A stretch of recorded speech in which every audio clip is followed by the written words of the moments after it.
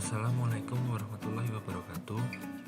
Perkenalkan, kami dari kelompok Manajemen Sumber Daya Manusia Agribisnis A. Di sini kami akan menjelaskan tentang perencanaan sumber daya manusia. Definisi perencanaan sumber daya manusia.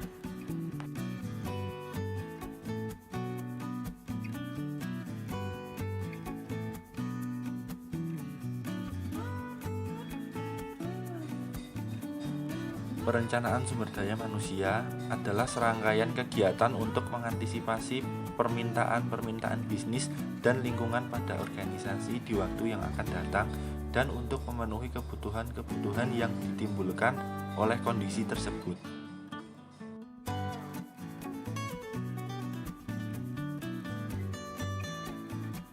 Selanjutnya adalah tujuan perencanaan sumber daya manusia. Tujuannya adalah untuk memastikan kesesuaian antara tenaga kerja dan tenaga pekerjaan, baik dari segi jumlah maupun kualitas yang dibutuhkan.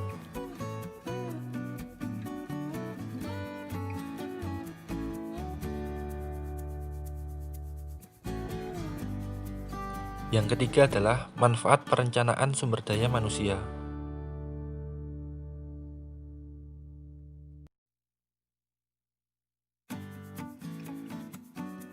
Yang pertama, membantu HR mengantisipasi kebutuhan tenaga kerja dengan berbagai kualifikasi di kemudian hari.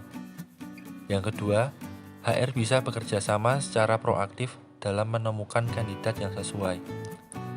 Yang ketiga, sesuai dengan tujuan masing-masing perusahaan, perencanaan SDM memungkinkan HR untuk mengidentifikasi, memilih, dan mengembangkan kompetensi atau tenaga kerja yang dibutuhkan oleh perusahaan.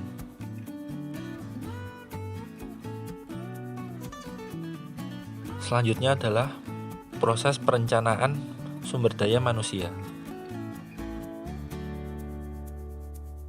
Yang pertama, persediaan tenaga kerja. Yang kedua, kebutuhan sumber daya manusia di masa mendatang. Yang ketiga, perkiraan permintaan sumber daya manusia. Dan yang keempat, strategi dan implementasi pencarian sumber daya manusia.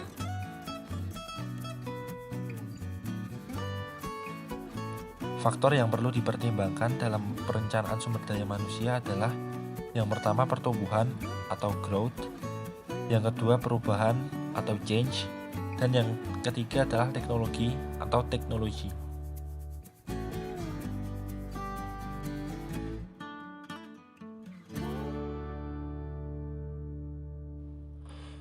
Tahapan perencanaan sumber daya manusia.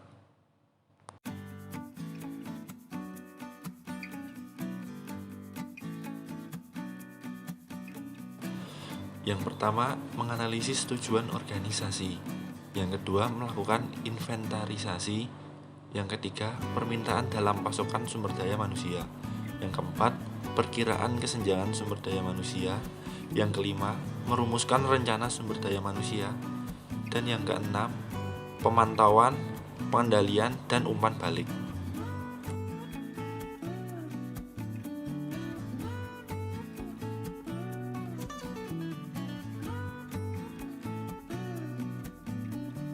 Pentingnya perencanaan sumber daya manusia bagi perusahaan.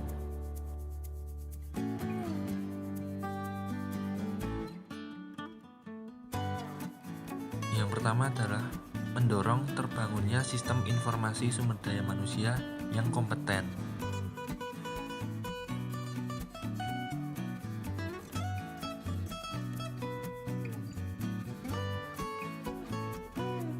Yang kedua, kebutuhan akan sumber daya manusia yang kompeten terpenuhi.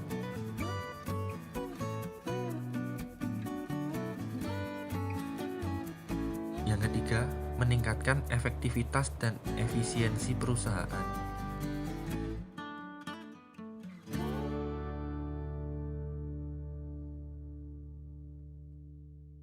Yang keempat, timbulnya sikap positif dalam diri karyawan.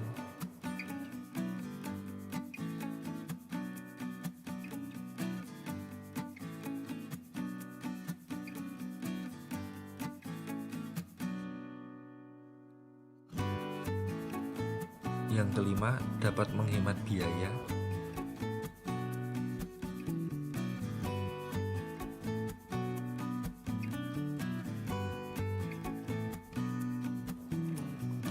Dan yang terakhir adalah dapat terciptanya hubungan kerjasama yang harmonis.